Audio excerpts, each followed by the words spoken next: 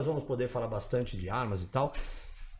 E quando eu vim aqui, o Daniel, inclusive, que teve a paciência de me ajudar, porque, pra quem não sabe, pra quem nunca lidou com armas, eu sou um cara que lido com a música. E a minha arma, muitas vezes, é a seleção musical, né? Porque quando eu vou pra uma festa, a gente pode até usar essa analogia que é bem legal. Um policial operacional, já que o Kenji, que é o polícia que me trouxe até aqui, junto com o Palumbo, enfim, os nossos amigos em comuns. Kenji! Cadê o Kenji? Kenji? Um abraço pro Kenji. Daqui a pouco ele tá aí, ele falou. Que ele veio pro japonês, né? Porque tem um japonês que vai rolar aqui, não vai? Isso aí. Exatamente. Eu vou na pizza. Mas ele é falso, um japonês falso. Então. Aí o que? Não, ele vem comer o japonês. Mas ele é japonês falso. Ah, entendi. O japonês é falso. Então, assim, quando eu vou pra uma festa, eu vou armado de um monte de músicas. Um policial operacional, ele tem um monte de armas que, dependendo do relevo e da geografia, por exemplo, se ele tiver num ambiente muito circunscrito, ele não vai usar um fuzil gigantesco, ele vai usar uma pistola. E assim é uma festa também, porque, por exemplo, eu chego com uma música X, se eu chegar lá e o público é outro, a gente tem que estar preparado para tudo, não é isso? Positivo. Então, por exemplo, o Magno, que conhece o Edu, que temos o navio, por exemplo, do Energia na Veia, que é um navio, um cruzeiro importantíssimo. Quando a gente vai tocar no navio, tem muitos caras que acham assim, né? Pô, o cara convidou o DJ chega lá e ele já tem algo pré-definido. Mentira. É intuitivo, então? Não, você tem que, é o que eu tô te falando. Essa analogia, por incrível que pareça, de um policial operacional, que ele tá chegando num relevo, ele não conhece. Eu também não conheço. Eu tô dentro de um navio com 5.000 pessoas que, claro, eles são ouvintes da rádio, eles nos conhecem, mas eu não conheço cada um e o que o gosto de cada um espera de uma festa. Então você tem que fazer uma leitura do lugar na hora.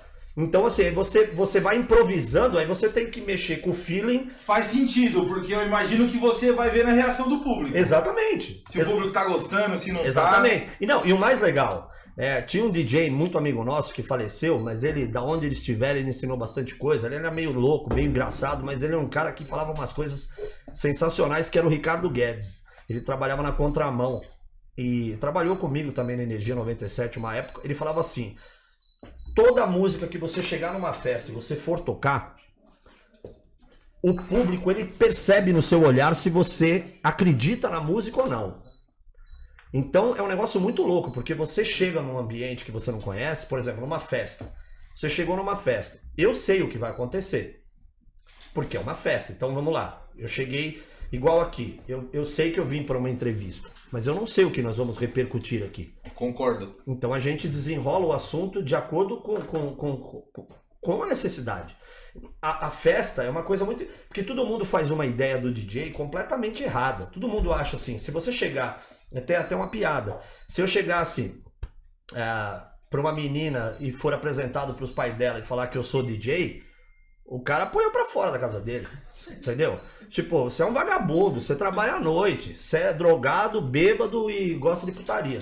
Esse é o estereótipo. Tem um estereótipo, um estigma dessa profissão? Eu não sabia que era negativo. Lógico, porque o cara fala assim, não, mas ele trabalha numa balada, então ele não é um cara correto, não é um cara sério, não tem...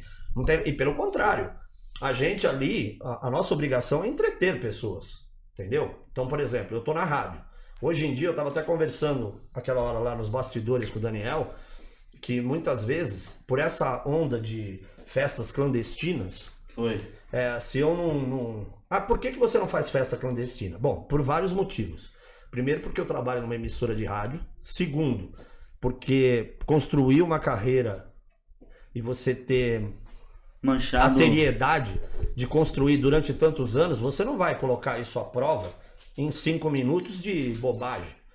E pior, aí que vem a parte engraçada, para não ser trágica. Não bastasse, imagina, eu trabalhar numa rádio, onde eu tenho a responsabilidade, porque eu falo pro público, eu preciso dar o exemplo. Você é formador de opinião, certo? Né? Aí eu vou numa festa clandestina, que já tá errado. E aí eu vou ser preso pelos meus amigos? Você imagina que coisa ridícula, entendeu? Chega lá o Garra, e eu conheço todos. Eu jogo bola com os caras. Tipo assim, eu convivo com os caras são meus amigos. Eu tô aqui hoje pelo Kenji. Então, por exemplo, seria um negócio ridículo. Assim, não é por isso, mas também por isso. Você tem que ter... É aquela história. Você, por mais que as pessoas façam essa maluquice de achar que o DJ que chega aqui tá drogado e tal. Eu nem bebo. Olha o que eu tô tomando. Coca-Cola, patrocina nós. Eu também. Ó, tô tomando Coca-Cola. Ah, não, é Corona. É Corona. É, exatamente. Coronita. Tá na... Mas é aquele negócio que você pediu pra colocar aí dentro? O que é? É igual o Jô Soares, tem que mostrar. O Jô Soares falava que era água, né? Não era, não? É Coca-Cola. É só colocar cachaça que nem ninguém pega. Não. Essas agora tá vindo em colô, né? Não, mas Coca-Cola em Corona. eu vou jogar aqui pra mostrar o que é. Então, mas aí o cara faz esse Ô, estereótipo. Maguinho, bota a boca mais próximo do cilindro. Aqui eu tenho intimidade, pode deixar.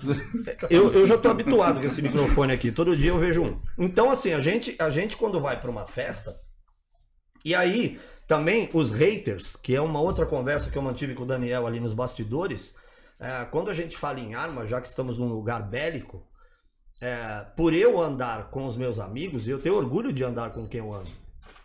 Certo? Na vida você tem que ter lado. Entendeu? Quem fica em cima do muro é alvo dos dois lados. Você toma pedrada dos dois lados. Concordo. Certo? Então, assim, eu tenho orgulho dos meus amigos. De verdade. E adoro eles. E talvez é o maior patrimônio que eu tenho. E amigos em geral. Tanto os de rádio, de balada, da polícia, vocês. Então eu primo por isso, porque é isso que, na verdade, dá o parâmetro de a gente saber o que a gente tem que fazer. Porque, na verdade, assim, as pessoas falam assim, o cara chega numa balada, o cara é louco, ele tá só querendo a putaria, não sei o que lá. Pelo contrário, a gente tá ali pra entreter pessoas. A gente toca durante, sei lá, uma noite inteira numa festa. 10, 12, 15, Não, e vai horas. embora. Isso assim, e olha, que eu faço um monte de festas, cara. Não é só... Todo mundo tem uma ideia, assim, o Ronaldinho trabalha numa rádio de música eletrônica, e ele só toca música eletrônica. Mentira. Isso aí é uma inverdade. Se eu for fazer um casamento, por exemplo, a menos que o cara seja fã da rádio, por exemplo, eu não posso tocar... A menos que o casamento é um casamento rave, vai. Que tem. Tem, lógico. Eu já fiz um que foi até 6 horas da manhã, com uma galera muito legal. Aliás, eu adoro eles. Era um cara que trabalhava na ESPN. Foi sensacional. A festa foi até, sei lá, 7, 8 horas da manhã. E sobraram lá 3, 4 integrantes da festa e eu não paro. Então, só que aí é o seguinte, você tem que ter conhecimento de tudo. E não pode ter preconceito. Entendeu? Então, igual eu tava contando pra você, eu chego numa festa, por exemplo, o Energia na Veia, que é uma festa de flashback, eu preciso conhecer flashback. Aí eu vou tocar num lugar, por exemplo, eu não sei se eu mostrei, não, foi pra Mariana que eu mostrei. Eu mostrei um vídeo bem legal pra Mariana, que eu fui fazer uma abertura de um show da Simone Simaria, que é sertanejo. E aí... É totalmente contra... Não, é completamente ao contrário. E aí você fala assim, mas você tocou eletrônico numa festa de sertanejo? Já que temos aqui um representante da música sertaneja, porque o senhor canta no carro, né?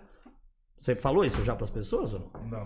Temos um cantor aqui. E a dupla não é Zezé de Camargo e Luciano. Eu não sou vagabundo. Então, não sou delinquente. exatamente. A Isso é gente tem o gordo. desprazer de ouvi-lo de manhã, mas beleza. Modéstia à parte, canta muito mal. Mal. Mas ele pode cortar o seu salário, cara. então retire esse tipo de crítica. O Então, assim, desgraçado é meu sócio. então dançou. Então ele pode metralhar. Mas assim, você chega pra fazer uma festa, por exemplo, de música, vamos supor, onde o público é sertanejo, você tem que ter uma outra abordagem da música eletrônica.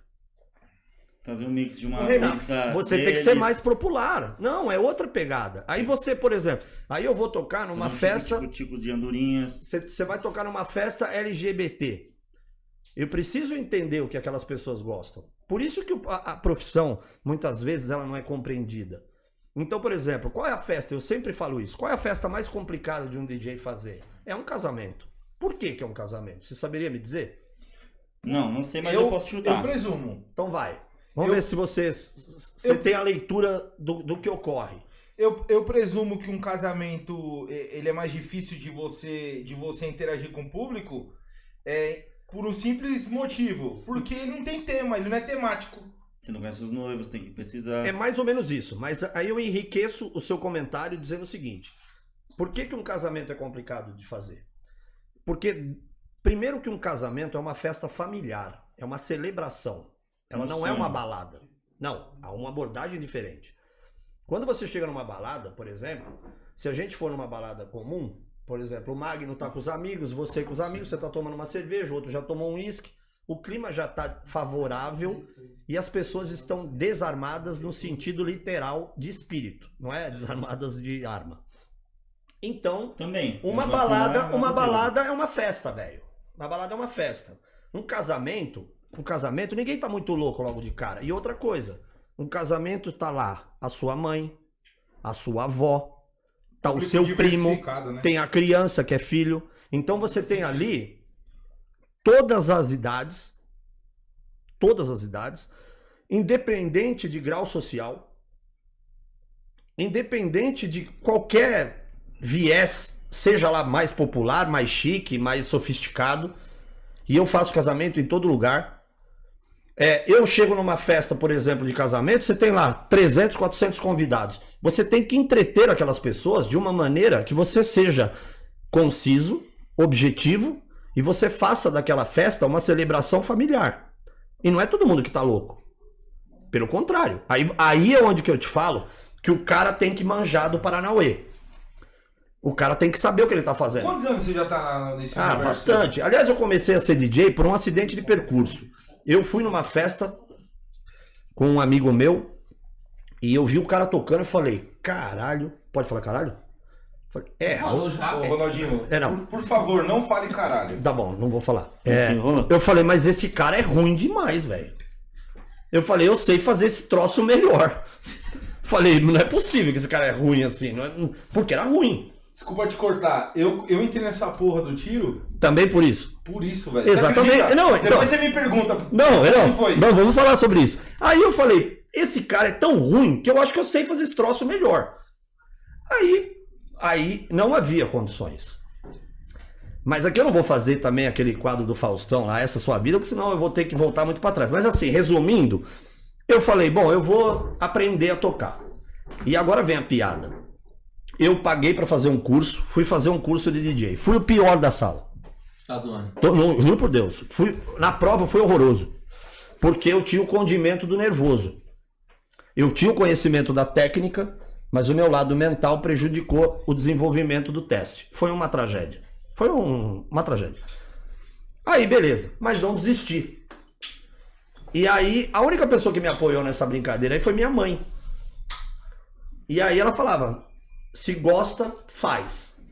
Porque mãe tem aquela coisa. O importante, na verdade, é você deixar o seu filho fazer aquilo que ele gosta. E quanto mais perto da mãe você estiver, mais ela tem a certeza que você não tá na rua fazendo merda. Sim. Então, assim. E aí fui trabalhar para ajudar um outro DJ lá em Mogi das Cruzes.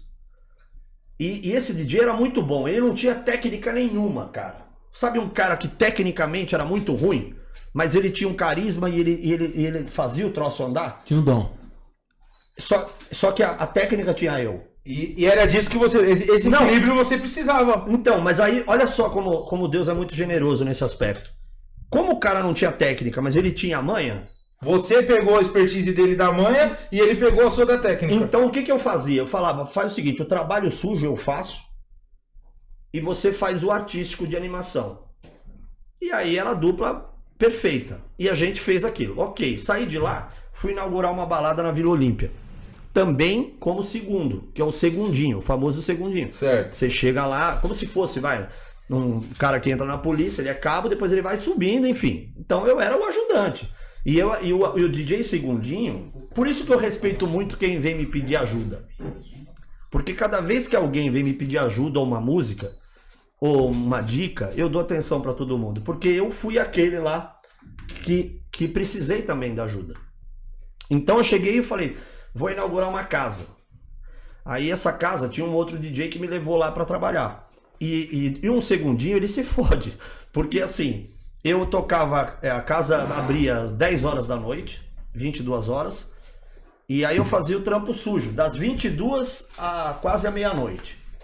Que é na hora que as pessoas estão chegando, ninguém presta atenção na gente. Eu posso perguntar se era um dos piores públicos pelo fato de... Não é pior público. Não tem ninguém. O cara entra na balada, por exemplo, você acabou de chegar na balada. Então você vai chegar, você vai você vai colocar... Ele tá recebendo mensagem das mulheres, ó. Não, fica tranquilo, Gustavo. Ah, não. Você vai Você tá a gente mandando finaliza aqui. Não, é que o pessoal vai me dando feedback e pergunta. Ah, é? Opa. Então, Também tô respondendo eu vou pessoal. te contar daqui a pouco o que aconteceu. Ó, vou te dar um exemplo agora, ó. Rogério, Ó, meu camarada e irmão, falou assim: Ô, Rogério, tamo conhece junto. esse DJ aí, das antigas. exatamente. Sou eu mesmo. Pergunta da Overnight. Overnight. Porra, Overnight. Eu ia no Overnight. Não, engraçado. Overnight eu ia como público.